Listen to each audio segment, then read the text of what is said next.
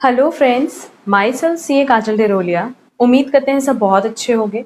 हमारा आज का जो टॉपिक है वो बहुत बेसिक एक कॉन्सेप्ट है, प्रॉफिट ऑन कॉस्ट और प्रॉफिट ऑन सेल। ये एक ऐसा टॉपिक है जो class 11th 12th C A foundation हो, C A intermediate, C S foundation, C S intermediate, B com, M com हर लेवल के लिए बहुत ज़रूरी है। मोस्ट ऑफ द टाइम हमने देखा है कि बहुत सारे बच्चों को इस कॉन्सेप्ट में थोड़ी प्रॉब्लम होती है। ठीक है, तो हम यहाँ स्टेप वाइज आपको ये बताएंगे। अगर डायरेक्ट मेथड से आप समझ जाते हो तो ठीक है, अगर डायरेक्टली आप ये चीज़ नहीं समझते हो तो स्टेप वाइज हम लोग इस टॉपिक को आज डिस्कस कर लेते हैं, जो कि हर एक लेवल के लिए बहुत इंपॉर्टेंट है। ठीक है, देखो हमने बोर्ड पे लिखा भी है कि आज का टॉपिक बेसिकली हमारा है प्रॉफिट ऑन कॉस्ट और प्रॉफिट ऑन सेल। देखो, सबसे पहली चीज समझो कि अगर मानते हैं कि हमने कोई भी चीज, कोई भी प्रोडक्ट अगर बनाया है, तो क्या मार्केट में जितने पे वो बना उतने पे सेल करेंगे? कभी भी नहीं। इफ इन केस मान लो हमने एक प्रोडक्ट बनाया जो कि 100 रुपए का है, तो क्या उसको 100 रुपए पे मार्केट पे सेल कर देंगे? नहीं, बल्कि उसमें कुछ ना कुछ अपना प्रॉफिट ऐड करेंगे। मान लेते हैं कि हमने 100 रुपए पे प्रोडक्ट बनाया और उसको मार्केट में सेल किया 125 रुपए पे, तो ये जो गैप है 25 रुपीज का, ये क्या होगा बेटा? प्रॉफिट। देखो, यही चीज हम यहाँ पे लिख भी रहे हैं कि बेसिकली अब हमारा इक्वेशन यहाँ बन गया, cost plus profit is equal to sales price, है ना। तो हमने ये कितना अज्यूम किया? 100। और हमें ये पता है कि अगर हमने 100 पे कोई प्रोडक्ट बनाया तो 100 पे मार्केट में हम उसको सेल नहीं करेंगे, हम कम से कम उसको कितने पे सेल करेंगे? मान लेते 120 पे। तो ये जो 20 रुपीज का डिफरेंस है, ये क्या हो गया? प्रॉफिट। क्लियर है? तो ये तो हमारा पहला इक्वेशन, जहां पे आपको कुछ टर्म्स मेरे को समझाने थे कि कॉस्ट क्या होता है, प्रॉफिट क्या होता है और सेल प्राइस क्या होता है। ठीक है, अब देखो, इसमें हम तुम लोग को एक पॉइंट बताएं कि कई बार क्वेश्चन में हमसे पूछा होता है कि प्रॉफिट ऑन कॉस्ट कितना है।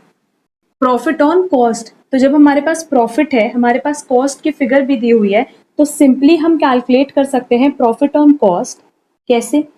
कि भाई हमारा प्रॉफिट कितना है? 20, हमारा कॉस्ट प्राइस कितना है? 100 इंटू 100, तो कितना परसेंट हो गया कॉस्ट पे? 20% ऑन कॉस्ट। और अगर इसी में हमें ये बताना हो कि हमारा प्रॉफिट सेल्स प्राइस पे कितना है, तो profit on sales price is equal to, कितना प्रॉफिट है? 20 रुपए का, और सेल्स प्राइस कितनी है? 120 इंटू 100। जब हम लोग इसको कैलकुलेट करेंगे तो ये आएगा 16.6667% ऑन सेल्स प्राइस।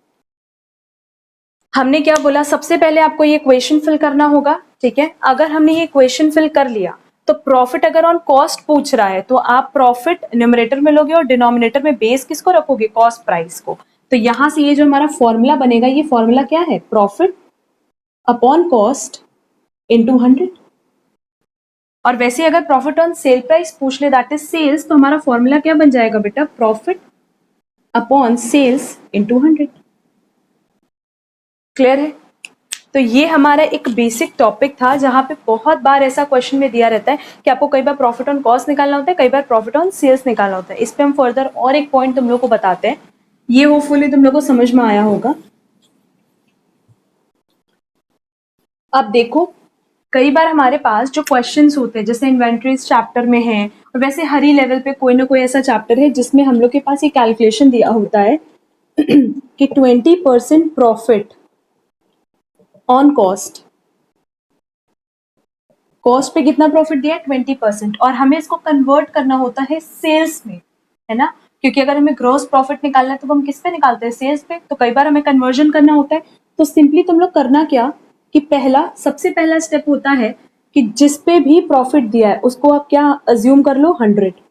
ठीक, उसके बाद वो इक्वेशन फिल करो, cost plus profit is equal to sales वाला जो हमारा इक्वेशन था। अगर कॉस्ट 100 है, हमने अज्यूम किया उस पर 20% प्रॉफिट, दैट इज 20, तो हमारा सेल्स प्राइस कितना हो गया? 120। क्लियर है? अब प्रॉफिट ऑन कॉस्ट ऑलरेडी दिया हुआ है 20%। देखो, यहां से भी हम लोग क्लियर कर सकते हैं। कैसे? अगर हम लोग इस पे कैलकुलेट करें तो 20 अपॉन 100 इंटू 100, दैट इज 20%। और अगर हमें इसे कन्वर्ट करना हो सेल्स में तो हम क्या करेंगे? 20 अपॉन 120, मतलब हम लोग को प्रॉफिट को कैलकुलेट करना है सेल्स पे, इंटू 100। तो ये कितना आ जाएगा? 16.67%। क्लियर है? वैसे ही दूसरा एग्जाम्पल देखो, कई बार एग्जाम में या फिर क्वेश्चन में दिया रहता है कि 25% प्रॉफिट तो है बट कॉस्ट पे नहीं बल्कि सेल्स पे दिया होता है, तो उस केस में भी सबसे पहला स्टेप क्या होगा कि जिस चीज पे प्रॉफिट दिया उसको 100 मान लो। नेक्स्ट स्टेप, अपना ये जो इक्वेशन है इसको फिल करो, that is cost plus profit is equal to sales. तो यहाँ कितना दिया हुआ है, सेल्स 100 दिया है, प्रॉफिट कितना दिया हुआ है 25% ऑन सेल्स, तो इस पे 25% निकालना है, दैट इज 25। ठीक है, and balancing figure will be 75। इसमें से इसको माइनस करोगे प्रॉफिट को तभी तो कॉस्ट आएगा, कॉस्ट में प्रॉफिट ऐड करते तो सेल्स आता है, सेल्स में से प्रॉफिट माइनस करेंगे तो कॉस्ट आ जाएगा। क्लियर है?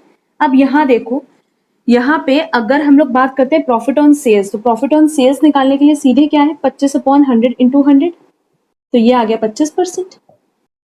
बट अगर हमें इसको कन्वर्ट करना होता प्रॉफिट ऑन कॉस्ट अगर कैलकुलेट करना होता तो सिंपली हम लोग क्या करते 25 जो कि प्रॉफिट है डिवाइडेड बाय 75 इंटू 100, तो ये कितना आ जाता 33.33%।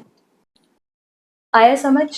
तो बेसिकली आप लोगों को सिर्फ 3 चीज का ध्यान रखना होता है। सबसे पहला कि जिस पे भी प्रॉफिट कैलकुलेट करके दिया हुआ है उसको आप 100 मान लो, अज्यूम कर लो। सेकेंड स्टेप होता है कि आप इस इक्वेशन को that is cost plus profit is equal to sales को फिल कर लो एंड फिर फॉर्मूले पे वैल्यू पुट कर दो, आपके पास profit on sales as well as profit on cost आ जाएगा।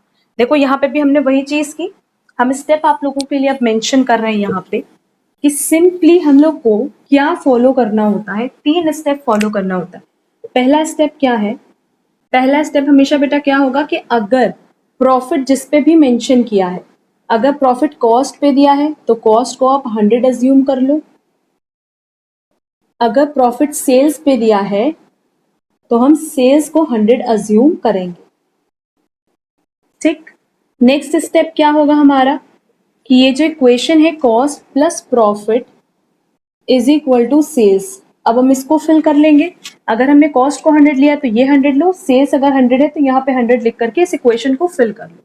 एंड थर्ड स्टेप हमारा सिंपली क्या होगा, क्वेश्चन में आप देख लो कि आपसे क्या मांगा है, प्रॉफिट ऑन कॉस्ट अगर मांगा है तो सीधे profit upon cost into 100, and अगर प्रॉफिट ऑन सेल्स मांगा है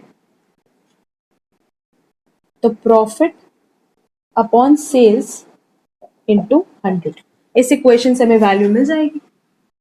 क्लियर है?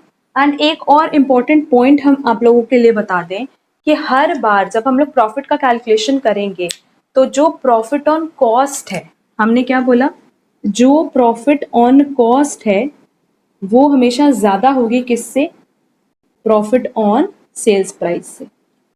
देखो यहाँ पे भी अगर हमारा प्रॉफिट आ रहा था 25, ठीक, सेल्स कितना था 100 और कॉस्ट कितनी हो गई 75, तो सेल्स पे प्रॉफिट कितना था 25%, पर कॉस्ट पे कितना था 33.33%।